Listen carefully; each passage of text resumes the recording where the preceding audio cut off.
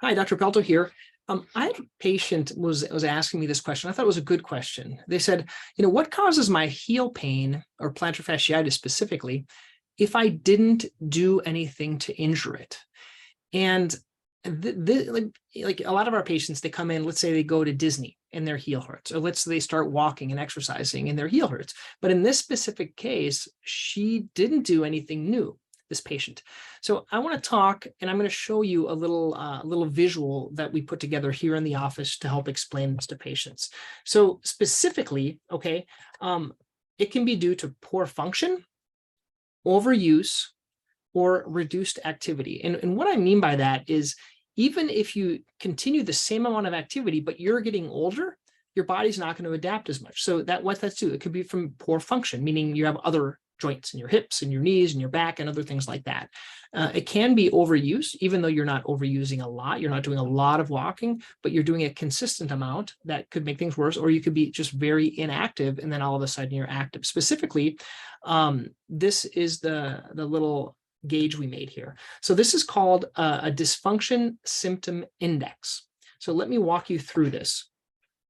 When you're talking about this, you have this line up top.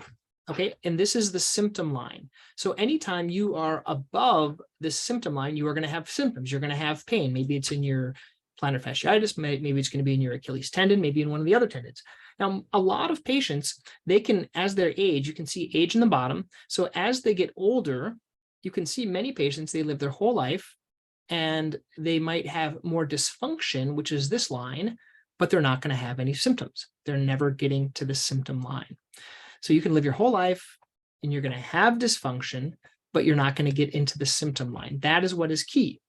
I find other patients, as they get older, they start to have symptoms, right? This example, they live their whole life, and then all of a sudden when they're 50 or 60, they start to have symptoms. Why is that? Okay. The reason for that is dysfunction multiplies or increases over time. And there's a lot of things that can cause dysfunction in your foot, and it might not be your foot. But let's go over a few of those. You could have a flat foot that makes your tendon have to work harder. Okay, that's going to be dysfunction. Specifically, that's called pronation. You may have a pronated foot.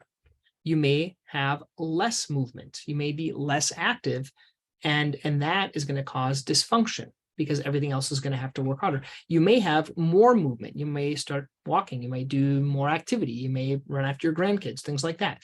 You may have tightness. Now, this is a really big one. Okay.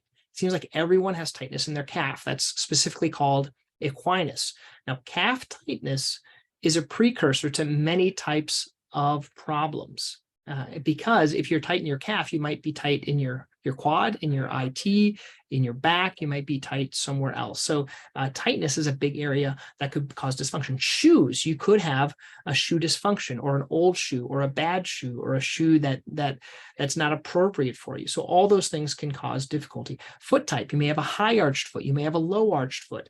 Those don't typically change, but they can affect you over time. So for example, a flatter foot may not affect you when you're a child, but can affect you as you get older. Same thing with a higher arched foot.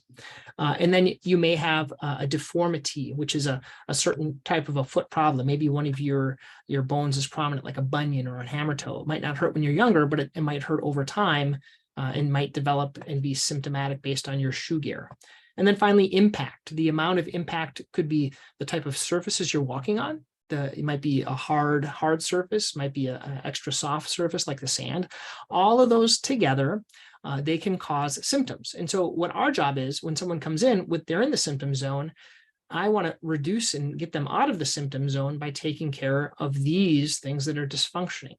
And then if I take care of these, that's fine.